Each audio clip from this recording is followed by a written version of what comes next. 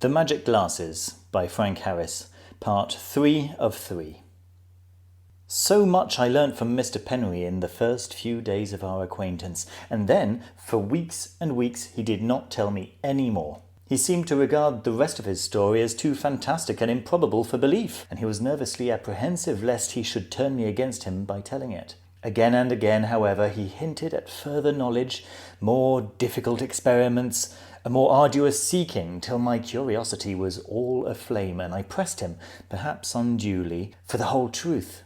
In those weeks of constant companionship, our friendship had grown with almost every meeting.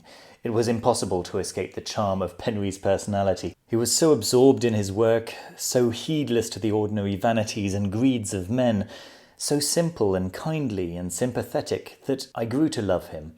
He had his little faults, of course, his little peculiarities, surface irritabilities of temper, moments of undue depression in which he depreciated himself and his work, moments of undue elation in which he overestimated the importance of what he had done.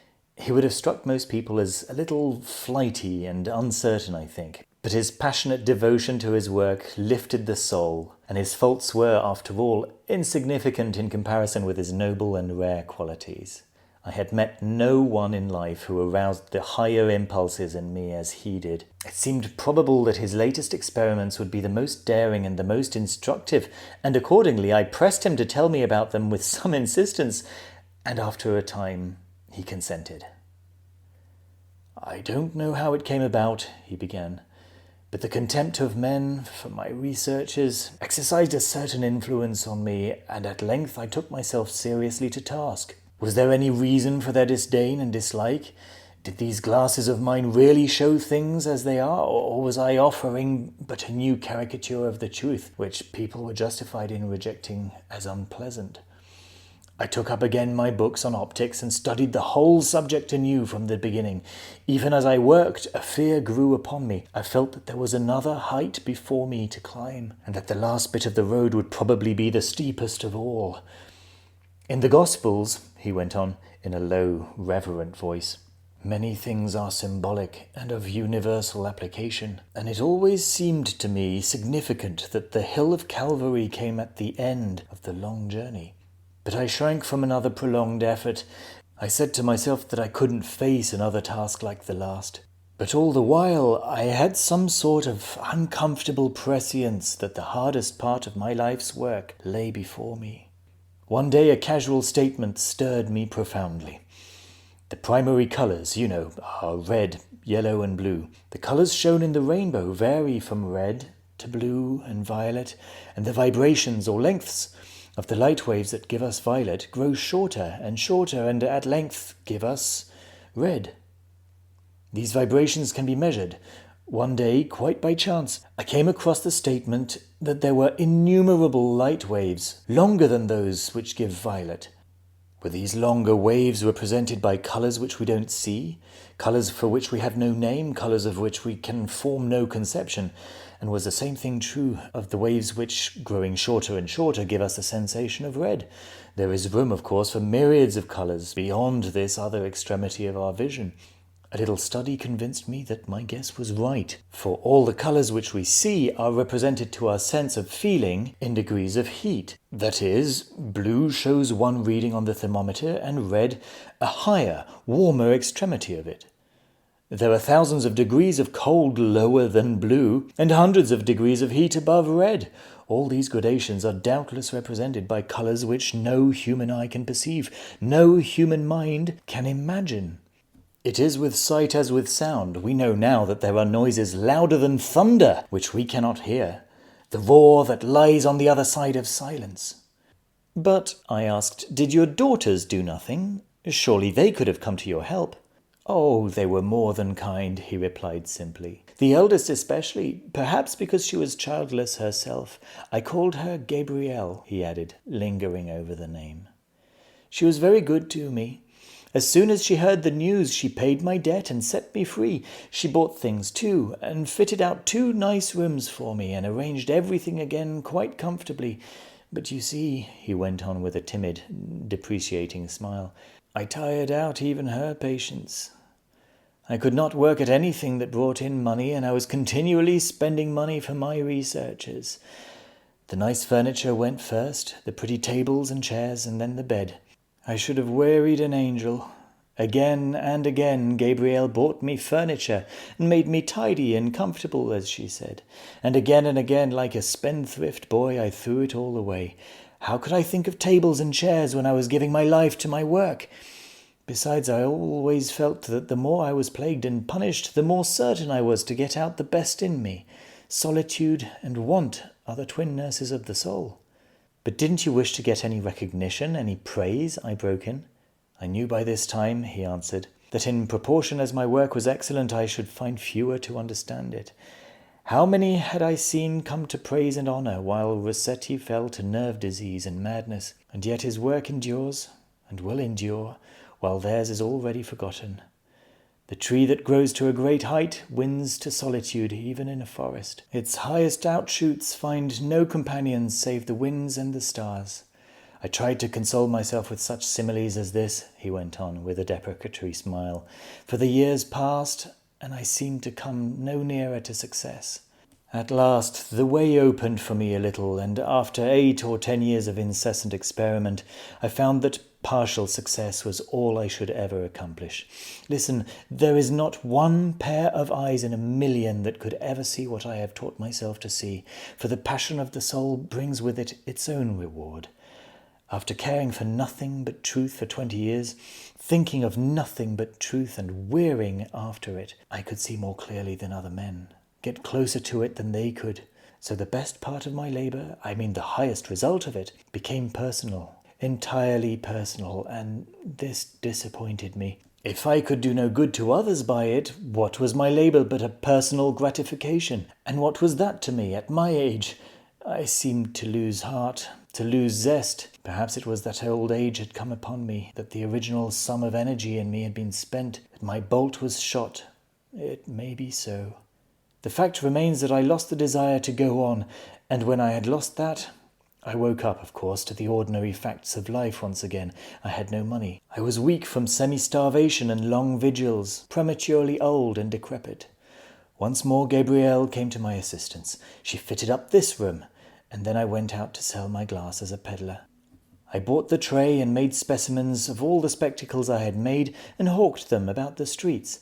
Why shouldn't I? No work is degrading to the spirit, none, and I could not be a burden to the one I loved. Now I knew that my best efforts would not benefit others. I did not get along very well. The world seemed strange to me, and men a little rough and hard. Besides, the police seemed to hate me. I don't know why. Perhaps because I was poor, and yet unlike the poor they knew. They persecuted me, and the magistrates before whom they brought me always believed them and never believed me. I have been punished times without number for obstruction, though I had never annoyed anyone. The police never pretended that I had cheated or stolen from anyone before, but after all, this latest charge of theirs brought me to know you, and gave me your friendship, and so I feel that all the shame has been more than made up to me. My heart burnt within me as he spoke so gently of his unmerited sufferings. I told him I was proud of being able to help him, but he put his hand on mine with a little smile of comprehension. A day or two later, curiosity awoke in me again, and I asked him to let me see a pair of the new glasses, those that showed the ultimate truth of things. "Perhaps some day," he answered quietly. I suppose my face fell, for after a while he went on meditatively. "There are faults in them, you see, shortcomings, and faults in you, too, my friend. Believe me, if I were sure that they would cheer or help you in life, I would let you use them quickly enough, but I'm beginning to doubt their efficacy. Perhaps the truth of things is not for man." When we entered the court on the day of Penry's trial, Morris and myself were of the opinion that the case would not last long, and that it would certainly be decided in our favour. The only person who seemed at all doubtful of the issue was Penry himself. He smiled at me, half pityingly, when I told him that in an hour we should be on our way home. The waiting seemed interminable, but at length the case was called.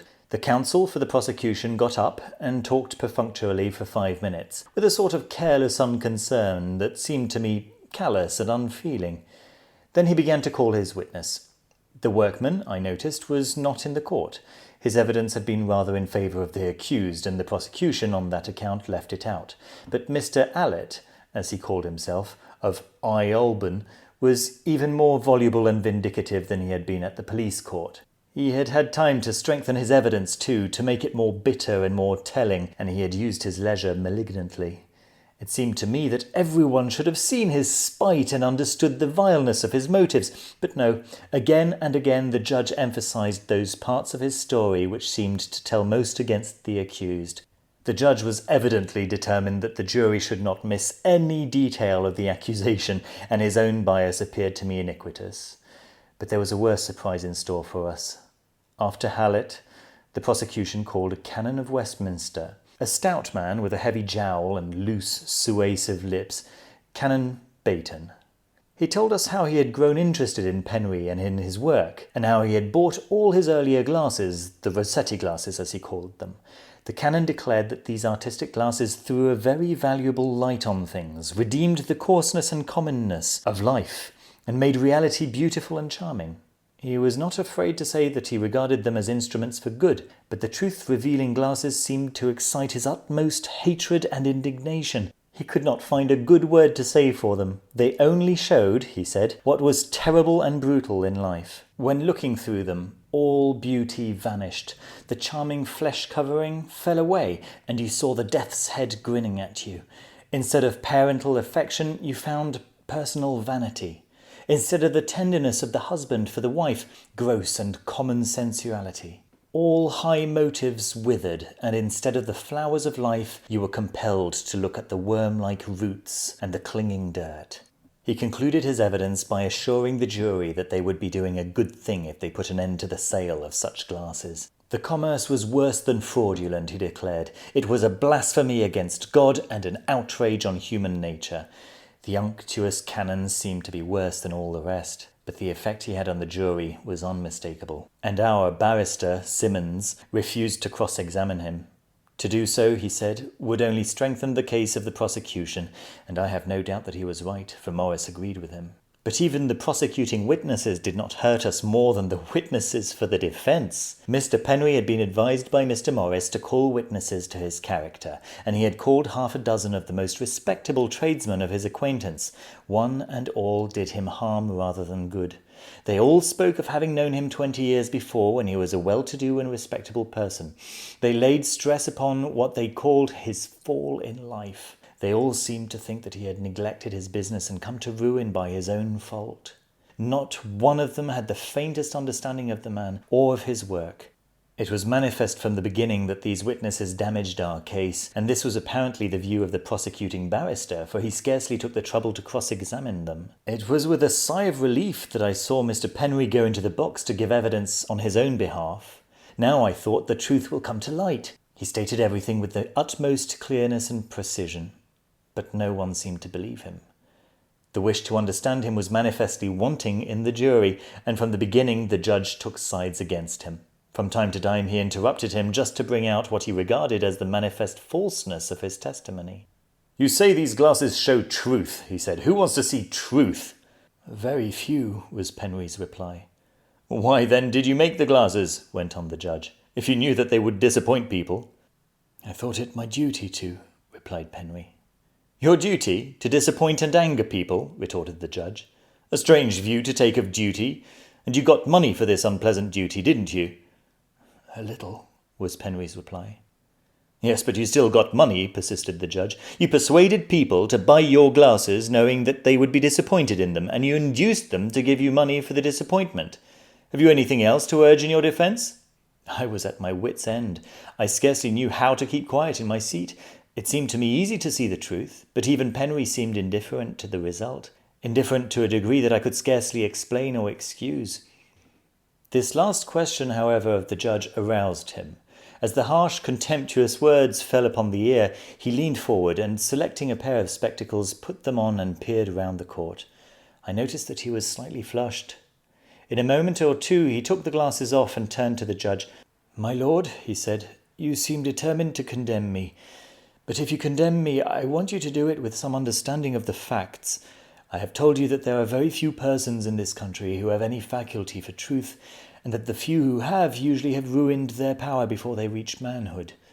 You scoff and sneer at what I say, but still it remains a simple truth. I looked round the court just now to see if there was anyone here young enough, ingenious enough, pure enough to give evidence on my behalf. I find that there is no one in the court to whom I can appeal with any hope of success. But, my lord, in the room behind this court there is a child sitting, a girl with fair hair, probably your lordship's daughter. Allow me to call her as a witness. Allow her to test the glasses and say what she sees through them. And then you will find that these glasses do alter and change things in a surprising way to those who can use them. I don't know how you knew it, broke in the judge, but my daughter is in my room waiting for me, and what you say seems to have some sense in it. But it is entirely unusual to call a child, and I don't know that I have any right to allow it. Still, I don't want you to feel that you have not had every opportunity of clearing yourself, so if the jury consent, I'm quite willing that they should hear what this new witness may have to say. We are willing to hear the witness, said the foreman. But really, your lordship, our minds are made up about the case. The next moment, the child came into the court, a girl of 13 or 14, with a bright, intelligent face, a sort of shy fear troubling the directness of her approach. I want you to look through a pair of spectacles, my child, said Penry to her, and tell us just what you see through them. And as he spoke, he peered at her in a strange way, as if judging her eyes. He then selected a pair of glasses and handed them to her. The child put them on and looked around the court, and then cried out suddenly, "Oh, what strange people! How ugly they all are! All ugly, except you, who gave me these glasses. You are beautiful." Turning hastily round, she looked at her father and added, "Oh, Papa, you are... Oh!" And she took off the glasses quickly while a burning flush spread over her face. "I don't like these glasses," she said indignantly, laying them down. "They are horrid. My father doesn't look like that." "My child," said Penry very gently, "you will look through another pair of glasses. You see so much that perhaps you can see what is to be as well as what is. Perhaps you can catch some glimpse even of the future." He selected another pair and handed them to the child. There was a hush of expectancy in the court.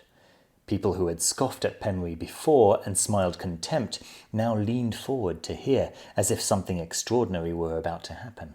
All eyes were riveted on the little girl's face, every ear strained to hear what she would say. Round and round the court she looked through the strange glasses, and then began to speak in a sort of frightened monotone. "I see nothing," she said. "I mean, there is no court and no people, only great white blocks. A sort of bluey white. Is it ice? There are no trees, no animals. All is cold and white. It is ice. There's no living creature, no grass, no flowers. Nothing moves. It's all cold, all dead." In a frightened voice she added, "Is that the future?"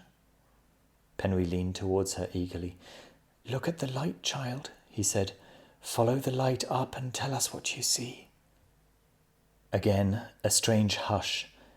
I heard my heart thumping while the child looked about her. Then, pulling off the glasses, she said peevishly, "I can't see anything more. It hurts my eyes."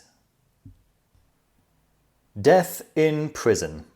Matthew Penry, whose trial for fraud and condemnation will probably still be remembered by our readers because of the very impressive evidence for the prosecution given by Canon Bayton of Westminster, died, we understand, in Wandsworth Prison yesterday morning from syncope.